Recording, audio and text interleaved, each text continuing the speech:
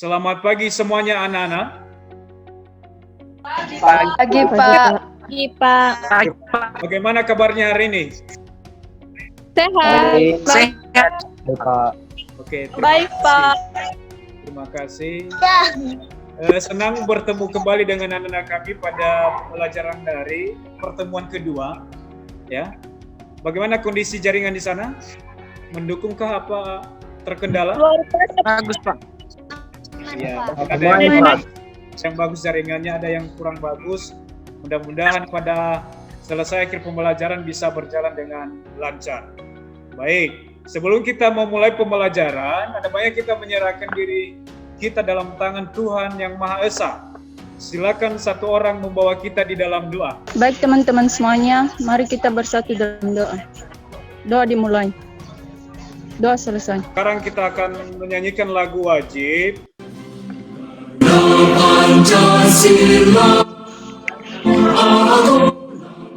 Sekarang Bapak cek kehadirannya. Sebelumnya sudah Bapak share di Google Classroom. Bapak perhatikan sudah ada 19 orang yang sudah menanggapi, yang sudah mengisi daftar hadir. Pada pertemuan kedua hari ini, Bapak yakin semakin semangat untuk mengikuti pembelajaran, walaupun masih dalam proses belajar dari rumah, ya. Tapi tidak mengurangi rasa antusias, rasa ingin tahu anak-anak kami untuk belajar kimia hari ini. Sebelumnya juga kita sudah mempelajari tentang kesetimbangan dinamis. Ada yang masih ingat materi sebelumnya tentang kesetimbangan dinamis? Silakan. Baik, terima kasih kesempatan yang telah diberikan kepada saya.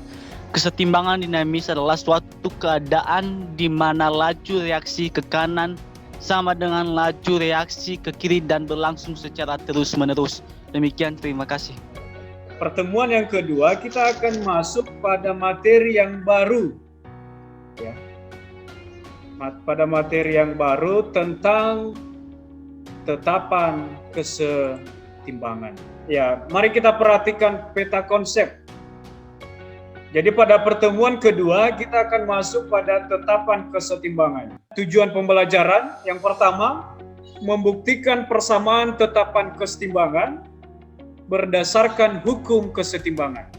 Yang kedua, membuktikan harga tetapan kesetimbangan atau KC berdasarkan konsentrasi zat dalam kesetimbangan.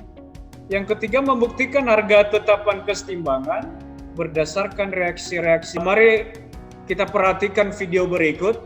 Silakan nanti ditanggapi. Tetapan kesetimbangan. Hukum kesetimbangan Goldberg dan Weich mengatakan hasil kali konsentrasi produk yang dipangkatkan dengan koefisiennya dan dibagi dengan hasil kali konsentrasi reaktan yang dipangkatkan dengan koefisiennya memiliki harga tertentu pada suhu tetap. Ekspresi hukum kesetimbangan dapat kita lihat pada contoh reaksi A ditambah B menjadi C ditambah D, di mana koefisien A, B, C, D berturut-turut adalah W, X, Y, dan Z. Maka dari persamaan reaksi ini kita bisa tuliskan ekspresi hukum kesetimbangannya hasil kali konsentrasi produk pangkat koefisien dibagi hasil kali konsentrasi reaktan pangkat koefisien akan memiliki nilai. Dari video yang sudah ditampilkan, ya, apakah ada yang mau menanggapi? Silakan. Baik, menurut saya, tanggapan dari video yang barusan ditampilkan yaitu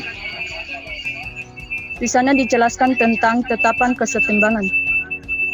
Yang mana tetapan kesetimbangan itu adalah suatu tetapan dari reaksi kimia yang hasilnya tidak akan pernah berubah lagi. Tetapan kesetimbangan kimia ini terbagi dua, yaitu Kc dan Kp. Kc lebih menuju pada konsentrasi, tekanan konsentrasi, sedangkan Kp lebih menuju pada tekanan parsial atau pressure. Sekian dan terima kasih atas tanggapan saya. Oke, baik. Terima kasih Dr. Karniadi. Sangat tanggapannya mengenai video yang Berdasarkan video yang telah Bapak putar tadi, tanggapan saya di sini adalah mengenai kesetimbangan kimia atau tetapan kesetimbangan kimia. Jadi yang dimaksud dengan ketetapan kesetimbangan kimia merupakan ketetapan atau konstanta yang tentang kesetimbangan kimia yang sudah ditentukan dan tidak dapat diubah-ubah. Ya, sekarang kita akan masuk pada diskusi kelompok. Silakan anak-anak kami berdiskusi di Google Classroom. Bapak berikan waktu selama kurang lebih 10 menit.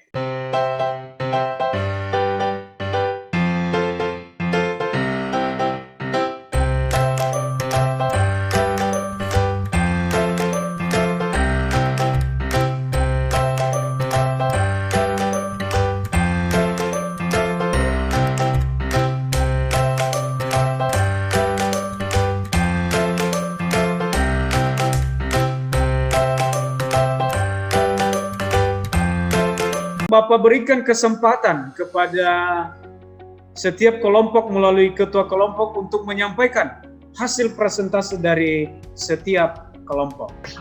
Saya kelompok 1 akan menampilkan hasil diskusi kami. Di dalam diskusi LKPD, di sana terdapat yang namanya kesetimbangan kimia. Perlu kita ketahui dulu bahwa kesetimbangan kimia ini terjadi hanya pada reaksi reversibel saja. Reaksi reversibel ini adalah reaksi di mana produk dapat bereaksi balik membentuk reaksi. Kelompok 2 kami akan mempresentasikan hasil diskusi sesuai dengan fenomena yang telah disampaikan atau dijelaskan tentang konsentrasi. Jadi yang menjadi rumusan masalah di situ adalah pertanyaan bagaimana hubungan antara konsentrasi reaktan dengan produk. Pada bagian B untuk data kami telah memperoleh data di mana nomor 1 konsentrasi antara konsentrasi CH4 kali konsentrasi H2O per konsentrasi CO kali 3 konsentrasi H2. Hasilnya adalah 3,92. Ya baik, terima kasih nak hasil diskusi. Masing-masing kelompok memberikan kesimpulan pembelajaran kita pada hari ini. Tadi bahwa tetapan kesetimbangan itu adalah tetapan yang tidak mengalami perubahan secara signifikan. Tetapan kesetimbangan itu dibagi menjadi 2, yaitu tetapan konsentrasi. Dan saja tanggapan saya, sekian dan terima kasih.